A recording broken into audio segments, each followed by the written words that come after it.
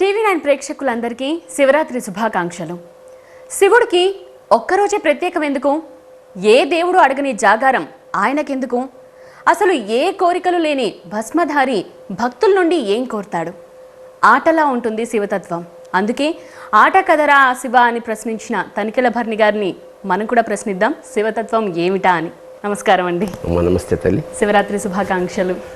నాకు మీకు సమస్త లోకానికి శివరాత్రి శుభాకాంక్షలు. ఇంతమంది దేవుళ్ళు ఉండగా శివుడికే మీరు ఎందుకు దగ్గరయ్యారు? మనిషి తేలిగ్గా పొందేవన్నీ చూస్తూ ఉంటాడు జనరల్గా, ఈజీగా వెళ్ళే మార్గం. అలాగే జీవితం సుఖంగా వెళ్ళే ఈజీ మార్గం ఉంది భక్తులు అనుకుంటే నాకు శివుడు తగిలాడు. అంటే బోళా శంకరుడు అంటారు కదా, భక్తవ శంకరుడు.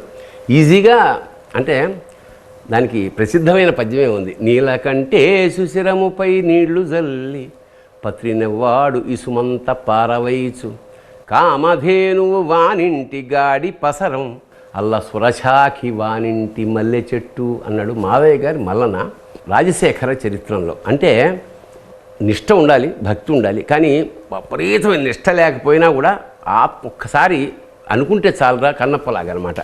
నీళ్లు ఇలా పుయ్యక్కల్లా, అలా చల్లిన విధించిన చాలు, పత్తి అలా పారేసినా చాలు. నాకు కామధేను వానింటి గాడి పసరం, కామధేను సమస్త కోరికలు ఇచ్చే కామధేను వానింటి పాడేవులా ఉంటుంది. అల్లా సురశాఖి అంటే కల్పవృక్షం, ఇంటి మళ్ళీ ఎప్పుడు కావాలంటే అప్పుడు కోసుకునే మల్లె చెట్లు అవుతుంది అన్నాడు. చెంబెడు నీళ్లు పోస్తే కుష్, చిటికెడు బూడిదే ఊస్తే బస్, ఉటి పుణ్యానికే మోక్షం ఇస్తావు కదా శభాషురా శంకరా. ఆయనకి ఎవరైనా కనెక్ట్ అవుతే ఇంకా బయటికి రావడం కష్టం కదండి. గొప్ప విషయమే కదా. అసలు మనకి కనెక్షనే కష్టమైన క్రమంలో కనెక్ట్ అవ్వడానికి ఎన్నో జన్మల పుణ్యం ఉంటే తప్ప కనెక్ట్ కాడు. శివభక్తి నరుద్రో రుద్రమచ్చయ్యేత్. ఎవడైతే శివతత్వం వాడు లోపలికి ఎంటర్ అవ్వదో వాడు శివుణ్ణి ఆరాధించడానికి కుదరదు, అసాధ్యం అన్నమాట. అంచేత శివుడి కరుణాకటాక్ష వీక్షణం అలా చిన్నది ఎక్కడో ప్రసరిస్తే వాడి వైపు ఆకర్షించు. అదే పెద్ద మ్యాగ్నెట్. శివలింగం అనేది పెద్ద మ్యాగ్నెట్ అనమాట. దానికి మనస్సు అనే ఈ ఇనప రజను, ఇనప గుండె టపామని అతుక్కుపోయిందనుకో, అది వాడి అనుగ్రహమే. అతుక్కోవడం అనుగ్రహమే, ఏరుకోవడం అనుగ్రహమే, వెనక్కి రాకపోవడం అనేది అదృష్టంగా భావించాలి, అంతేగా. అంటే ఏదో సంఘటన గురించి చెప్పబోయారు మీరు, ఎందుకు మీరు అటాచ్ అయ్యారు? అదే ఈజీయే. ఇప్పుడు అంటే ఇదే ఇప్పుడు ఈ చిన్నప్పుడు ఎప్పుడు హరిదాసు ఎవడో ఒక దొంగ పరిగెడుతున్నాడు, రాజభటులు వెంబడించారు, వాడికి భయం వేసింది, ఏదో కొట్టేశాడో ఏదో అన్ని బారేసి పరిగెత్తుకెళ్ళి గబుక్కున చెట్టు ఎక్కాడు. అందరూ వెతికారు, ఎక్కడ కనపడలేదు. వీడు సైలెంట్గా ఉన్నాడు. మెల్లిగా అలా కదులుతూ వల్ల ఆకులన్నీ రాలుతున్నాయి మెల్లిగా. వెనక్కి ఎక్కడక్కడ దాకాడు, ఇక్కడక్కడ అక్కడ కూర్చున్నాడు. నిద్ర పట్టదు కదా కింద, భయం వల్ల నిద్ర పట్టట్లేదు, అసలు నిద్ర లేదు, ఆకలేస్తోంది, తినడానికి లేదు, దిగడానికి లేదు. అలాగే ఉండిపోయాడు నిశ్శబ్దం. రాజభట్లు వెళ్ళిపోయారు. పొద్దున్న దిగి కిందకు వచ్చాడు. దిగితే చూస్తే కింద శివలింగం ఉంది, ఎక్కింది మారేడు చెట్టు. రాత్రి అంతా తనకి తెలియకుండానే జాగారం ఉన్నాడు, తనకి తెలియకుండానే ఉపవాసం చేశాడు, తనకి తెలియకుండానే బారేడు బిలవపడాలు శివుడి మీద వేసాడు. ఇదేమీ తనకు తెలియదు. వెళ్ళాడు, ఆ దొంగతనంలోనే వృత్తిలో చచ్చిపోయాడు.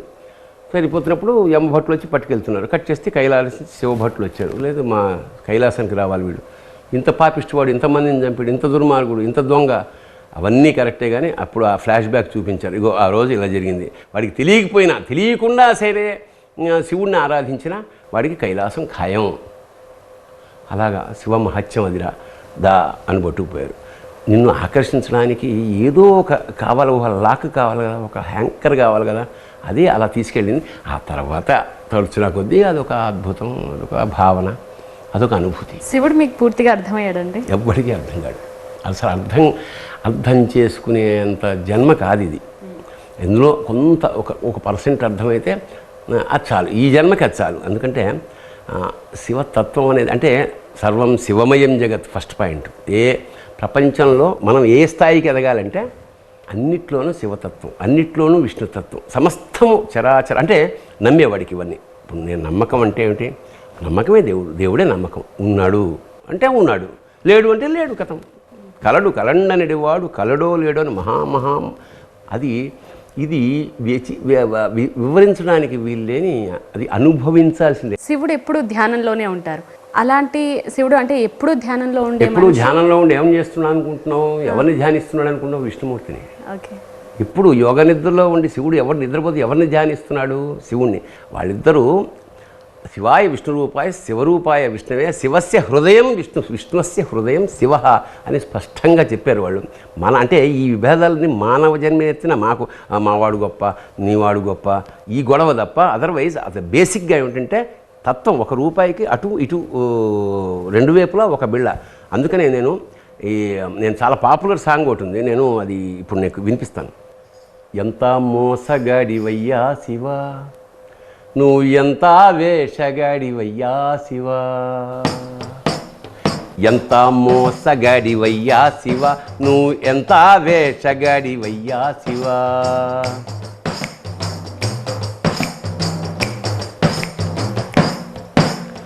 బయటికేమో లింగ రూపమయ్యా శివా,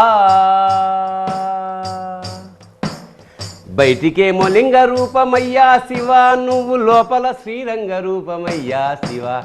ఎంత మోసగాడివయ్యా శివ, నువ్వు ఎంత వేషగాడివయ్యా శివ.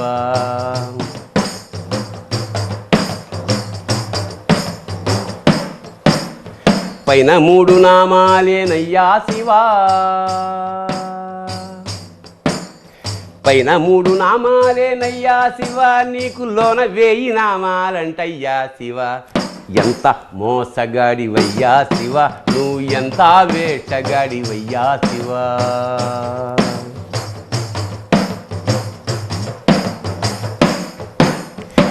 పైనే అభిషేకాలయ్యా శివా, పైనే అభిషేకాలయ్యా శివ, నీకు అలంకారమంట లోపలయ్యా శివ. ఎంత మోసగాడివయ్యా శివ, నువ్వు ఎంత వేషగాడివయ్యా శివ. వాళ్ళిద్దరూ ఒకటే అని చెప్పడమే ఈ పాటలో భావం. అంచేత ఒకళ్ళు తక్కువ ఒకళ్ళు ఎక్కువ అని వాళ్ళు ఉదాహరణకి మద్భక్త శంకర ద్వేషి మద్వేషి శంకర ప్రియ యోభౌ నరకం యాంతి యావశ్చంద్ర దివాకరౌ అంటారు. విష్ణు పురాణంలో నన్ను పూజిస్తూ శంకరుణ్ణి ద్వేషించేవాడు, శంకరుణ్ణే పూజిస్తూ నన్ను ద్వేషించేవాడు, ఇద్దరికి నరకం తప్ప పుణ్యం రాదు. అంచేత మనం ఇద్దరిని సమానంగా అంటే అభేదం భావంతో ఉండాలి. శివతత్వానికి ఇప్పుడు జరుగుతున్న పరిస్థితులకి ఆపాదించి చూడాలి అని అంటే మీరు యూత్కి ఏం చెప్తారు? ఇవాళ అసలు శివరాత్రి లింగోద్భవ కాలం అంటే ఒక విధంగా శివుడు పుట్టినరోజు. ఇవాళ ప్రధానంగా ఏం చేస్తాం మనం? ఉపవాసం చేస్తాం, జాగారం చేస్తాం, తర్వాత గుడికి వెళ్ళి పూజ చేయడం, అభిషేకం చేయడం, మారేడు దళం వేయడం. ఇవాళ జనరల్గా పండగలన్నింటిలో ఏం చేస్తాం మనం? పిండి వంటలు చక్కగా వండుకుంటాం, కొత్త బట్టలు కట్టుకుంటాం, ఇల్లంతా అలంకరిస్తాం, మామిడి తోరణాలు కడతాం, బంధువుల్ని పిలుస్తాం, హడావిడి హంగామా గొడవ గోల అంతా ఉంటుంది. ఈ ఒక్క పండగలో బట్టలు ఏమి ఉండవు, కొత్త బట్టలు. ఉదాహరణకి అయితే ఆ పై కూడా తీసేసి లుంగి కట్టుకుంటాం, తడి బట్టలు కట్టుకుంటాం, పాత బట్టలే కట్టుకుంటాం, పిండి వంటలు ఉండవు, అసలు అన్నమే ఉండదు, ఉపవాసం. ఇవాళ నిన్ను నువ్వు శుద్ధి చేసుకునే ఈ లింగోద్భవం ఎక్కడ జరగాలంటే అక్కడెక్కడో కాదు, ఇక్కడ జరగాలి. ఈ ఉపవాసం అంటే ఏమిటంటే అందరికీ తెలిసిన విషయం. ఉపవాసం అంటే దేవుడికి దగ్గరగా సమీపముగా ఉండడం.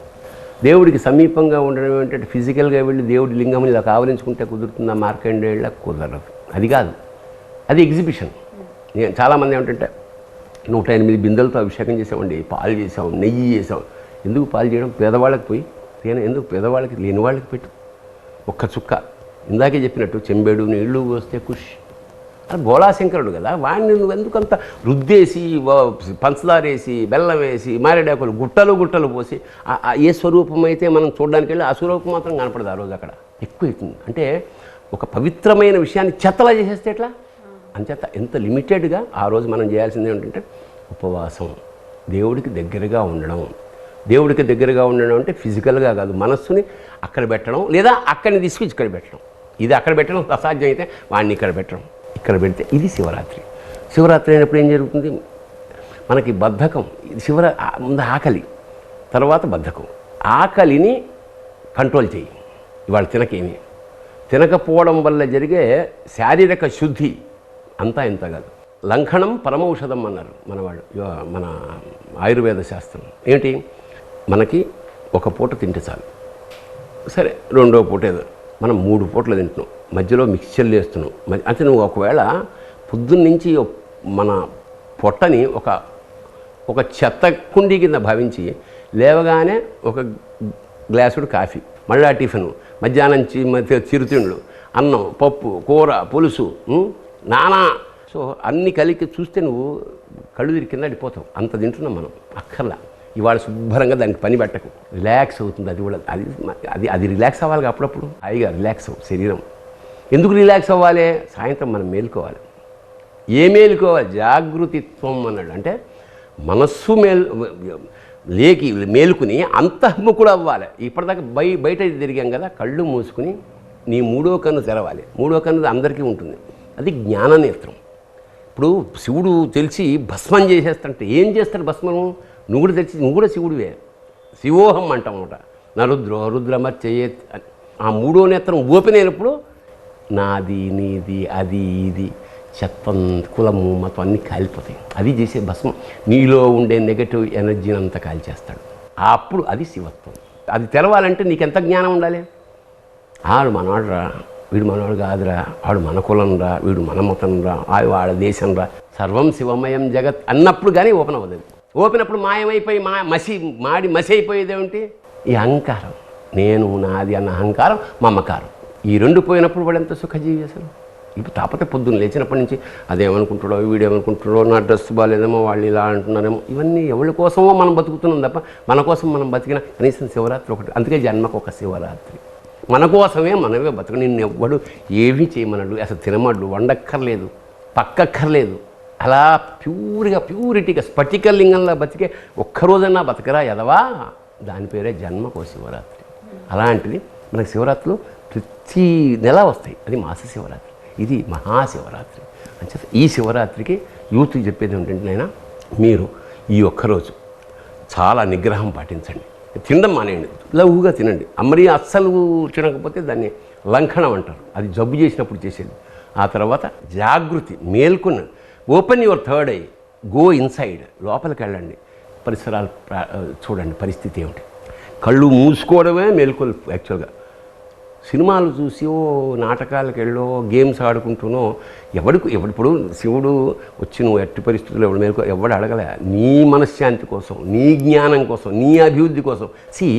మౌనం వల్ల వచ్చే అపారమైన ఎనర్జీ, అలాగే భోజనం మానేయడం వల్ల వచ్చే ఎనర్జీ, మేలుకోవడం వల్ల వచ్చే ఎనర్జీ, ఇవన్నీ త్రిగుణాత్మకంగా ఒక పరిపూర్ణమైన ఒక శివత్వం ఎంటర్ అయిపోతుంది లోపలికి ఆ రోజు. ఇవాళ చేత దయచేసి ఈ ఒక్కసారి ప్రాక్టీస్ చేయండి. ఇది కనుక అలవాటు అవుతే ఇంకా మిమ్మల్ని కొట్టేవాళ్ళు. ఎందుకంటే ఇవాళ ఫ్యూచర్, ఇప్పుడు మనం అనుకో అందరూ యువత అందరూ చెడిపోట్ల. There are wonderful people. ఆశ్చర్యం. అంటే సంగీత, సాహిత్య, మిగతా రంగాల్లో నేను ఇవాళ యూత్ ఏమిటంటే అనుకున్న దానికన్నా 10 రెట్ల ఆలోచనలు ఉంది. కాకపోతే దాన్ని డైవర్ట్ చేసే గురువు కావాలి వాళ్ళకి. ఈ శివతత్వంలో ఉండే మిస్టరీ ఏంటంటారు? అర్థం కాని మిస్టరీ ఏదో దాగి ఉంటుంది. ఈ వెలుగుతున్న అగ్నిలింగం అనేది ప్రెజెంట్ టెన్స్. ఈ కిందకి తోసుకు వెళ్ళేడే తోవుకుంటూ పాత జ్ఞాపకాల చెత్తంతా కోరుకుంటున్న నెత్తి మీద పాస్ట్ టెన్స్. ఆకాశానికి ఎగిరిపోతున్నాడు చూసావా, future tense. Be in presence. It is a present. ఈ బహుమతి మనకు అద్భుతమైన నేచర్ ఇచ్చిన బహుమతి ఇది. దీన్ని ఇది చాలా సందర్భాల్లో మనం టీ తాగుతుంటాం, ట్రైన్కి వెళ్ళిపోవాలి, డ్యూటీ చేస్తాం. చాలా సార్లు మనం డ్యూటీ ఏది చేసిన డ్యూటీ, ఆ టేస్టు, ఆ సిప్ చేయడం, దాన్ని అనుభవించడం, గబగబ పిల్లలు కుక్కేస్తుంది తల్లి స్కూల్కి వెళ్ళమని, గబగబా తినేసి పరిగెడుతుంటారు, వెళ్తారు, మళ్ళీ పరిగెత్తుకుంటూ ఇంటికి వస్తారు. సో నువ్వు జీవితం అని అంత అద్భుతమైన జీవితాన్ని అనుభవిస్తున్నావా, అన్నీ డ్యూటీగా చేస్తున్నావా? ఇది అయిపోవాలి, మళ్ళీ ఇంకోటికి వెళ్ళి వాట్ నాన్ సెన్స్ ఇస్తే ప్రశాంతత. అది చాలా మోస్ట్ ఇంపార్టెంట్. అంటే ప్రతిదాన్ని అనుభవించడం నేర్చుకో. స్థిమితం అనేది లేదు ఇవాళ. పరిగెత్తి ఏం చేస్తున్నావు అంచేత ఆగు, పరిగెత్తుకు ఆగు. 4 చేసేది 2 చెయ్యి, అద్భుతంగా చెయ్యి. ఆ కాన్సన్ట్రేషన్ కాదు ఇవాళ. ఆ కాన్సన్ట్రేషన్, అప్పుడు నువ్వు ఆ ప్రశాంత స్థితి రావాలంటే ధ్యానం కావాలి. సో ఇలాగా పాతవన్నీ తవ్వుకుని నెత్తిన పోసుకోకు, పైకి ఎప్పుడో ఏదో అవుతుంది అంటే జనరల్గా మనం అక్కడ అలా జరగడం వల్ల నాశనం అయిపోయాను, ఇలా లాంగ్ స్టెప్ వేసాను, ఈ తెలుసుకునే ఉంటుంటాడు మనిషి. అప్పుడు చేసాము, అప్పుడు ఎలాగైంది, ఇప్పుడు ఇలా. అలాగే ఎలాగైనా సరే వానికల్లా గొప్పవాడిని కాకపోతే, మేడ కొట్టకపోతే కొనుక్కుంటే కొనుక్కో, సంతోషం, దాన్ని ఆశయం ఉంచు, అది దాన్ని వెంపర్లాడకు. బై దట్ ఈ ప్రజెన్స్లో బ్యూటీ అంతా పోగొట్టేసుకుంటాం. అంచేత don't do anything as a duty. That is my చేత యూత్ ఏంటంటే నాయన పాస్ట్లో అద్భుతాలు ఉంటాయి, పాస్ట్లో కూడా తవ్వుకుంటే జ్ఞాపకాలు అద్భుతమైన. ఫస్ట్ టైం నువ్వు పరిగెత్తడంలో వచ్చిన గోల్డ్ మెడల్ ఏదో అది అది గుర్తుపెట్టుకో, అది కాదంట్లా. But failures గుర్తుపెట్టుకోకల నాటనేస్తారు. ఫెయిల్యూర్ని అధిగమించు, ప్రయత్నం చేయి. అలాగే ఆశయాలు పెట్టుకో, yes I must become this. But అది అవుతానంటే ఇక్కడ పని చేయాలి కదా, ప్రజెన్స్లో ఉంటేనే కదా ఫ్యూచర్ అద్భుతం అవుతుంది. ఇవాళ నువ్వు బాగా పనిచేస్తే సక్సెస్ నీ వెనకాల పరిగెత్తుకుంటూ వస్తుంది. That is the message of Shivaratri. ఈ మధ్యకాలంలో విద్యార్థులు ప్రేమ విషయాన్ని కానివ్వండి, లేకపోతే మార్కులు తక్కువ వచ్చాయని కానివ్వండి, ఇంకా డిఫరెంట్ రీజన్స్, ర్యాగింగ్ చాలా ఉన్నాయి మనం మాట్లాడుకోవడానికి. ప్రతి చిన్న సమస్యకు కూడా ఆత్మహత్య పరిష్కారం అని భావిస్తున్నారు విద్యార్థులు. సో తల్లిదండ్రులు కూడా ఏం చేయాలంటే అటువైపుగా పిల్లలు వెళ్లకుండా ఈ మార్గాన తీసుకురావడానికి వాళ్ళు చేయాల్సింది ఏంటి? చాలా తమాషా. ఇప్పుడు మా జనరేషన్ అనుకోండి, మేము తల్లిదండ్రులకి భయపడేవాళ్ళం, వాళ్ళని గౌరవించాం. అంటే భయం భక్తి అనేవి రెండు ఉంటాయి కదా, మేము వాళ్ళంటే భయపడేవాళ్ళం, వాళ్ళని భక్తిగా చూసుకునేవాడు. ఇప్పుడు మేము పిల్లలంటే కూడా భయపడుతున్నాం, వాళ్ళని చాలా భక్తిగా వాళ్ళని ఏమనడానికి లేదు. అంటే ఇది ఎలాంటి విచిత్రమైన జనరేషన్ అన్నమాట. పిల్లలు ఎప్పుడు తల్లిదండ్రులని ఫాలో అవుతారు. అమ్మాయికి మా నాన్న హీరో అంటే, మా నాన్న ఏం చేస్తే, ఇప్పుడు మా నాన్న సిగరెట్ కాలుస్తూ నన్ను కాల్స్తుందంటే ఊరుకోదు, వాడు చేసే దానాన్ని గమనిస్తారు పిల్లలు, వీళ్ళు చేస్తారు. దురదృష్టవశాత్తు ఇవాళ తల్లులు పూర్వం ఈ పప్పు బెల్లాలు జేబుల్లో పోసి స్కూల్లో పిల్లలకి మీతో పాటు పెట్టండి అనేవాళ్ళు. ఇప్పుడు 5 స్టార్ చాక్లెట్ అని బాత్రూమ్కి వెళ్ళి తింటే బాత్రూంలో 20 మంది ఉంటారు, ఎవరికి పెట్టకుండా చాక్లెట్లు తినే బ్యాచ్. నువ్వు తల్లివి, ఎవరికి పెట్టకుండా తిన్నాయినా అని చెప్తే రేపు వాడికి అన్నం పెడతాడా? సో తల్లిదండ్రులే ఫ్యూచర్ని. నువ్వు ఎంతసేపు 98 మార్కులు ఎందుకు వచ్చాయి, ఆ పక్కడికి 99 వచ్చాయి, మొత్తం అన్ని మార్కులు కలిపితే నాకు 90 కూడా రాలే, ఎప్పుడు బతకట్లేదా? సో మార్కులు సంపాదించే మిషన్లుగా తయారు చేయకండి. ఫ్యూచర్ వాళ్ళని ఎంజాయ్ చేయనివ్వండి, వాళ్ళు ఎంత కళలు ఉంటాయి. సందర్భం కాకపోయినా శివరాత్రి చెప్తున్నా కదా, నువ్వు అన్నిటికీ ఒక చిన్న కామాలకు కూడా ఎంత కామారి అనే పేరు శివుడికి. కామంలో కోరిక, దుర్మార్గమైన కోరికల్ని కోరికల్ని హరించేసేవాడు. అంచేత ఇవాళ ఫుడ్ మీద కోరికొద్దు, ఇవాళ సినిమాల మీద, అదే కళ్ళు, అంటే జాగరణ అంటే అదే రియల్ మీనింగ్ ఆఫ్ జాగరణ, రియల్ మీనింగ్ ఆఫ్ ఉపవాసం ఇవాళ యూత్ పాటిస్తే ఆ శివరాత్రిలో వెలిగే జ్యోతి ఏదైతే ఉందో వాళ్ళ జీవితంలో వెలుగుతుంది. ఆత్మహత్య అంటే నువ్వు శివుని చంపేసుకుంటున్నావు, నీలో శివుని తీసేస్తున్నావు అన్నమాట. ఇంకోళ్ళకు ఉపయోగపడే ఏకైక జన్మ మనిషి, అసలు పరాకాష్ట. ఇంకోళ్ళ కోసం బతకడం ప్రారంభిస్తే ఆ మజా వేరు. ఈ శివరాత్రికి మీరే దీపాలు మాకు, నెక్స్ట్ జనరేషన్. సో ఆత్మశక్తిని అలా పొయ్యండి, నూనెలాగా వెలగండి, వెలిగించండి. భారతదేశం మీకోసం చూస్తోంది. భారతదేశం ఖచ్చితంగా ఆ పునర్వైభవాన్ని సంపాదించుకునే దిశగా ఈ శివరాత్రితో దీంతో మొదలెట్టింది. ఆడవాళ్ళ గురించి ఒకసారి మాట్లాడుకుందాం. మామూలుగా శివుడు సగభాగాన్ని పార్వతీదేవికి ఇచ్చాడు, నెత్తినేమో గంగను మోస్తూ ఉన్నాడు. ఈ కాలంలో అవకాశాలు కల్పిస్తూ ఉన్నారు ఉమెన్కి, అలాగే అవరోధాలు సృష్టిస్తూ ఉన్నారు. సో ఎలా చూడాలి? అది దురదృష్టం. ఎందుకంటే మన వాళ్ళు 33% అన్నారు. మన శాస్త్రంలో శివశక్త్యాయుక్తో యది భవతి భక్త ప్రభవితం అంటాడు. ఆదిశంకర్లు వారు రాసిన సౌందర్య లహరిలో శివుడు ఉంటాడు, కానీ అమ్మవారు లేకపోతే కదలలేడు శివుడు. ఎనర్జీ అనేది యాడ్ అయితే తప్ప ఏది మూమెంట్ కూడా ఉండదు అని ఆదిశంకర్లు వారు చెప్పారు. అంచేత స్త్రీ శక్తి అంటే అది.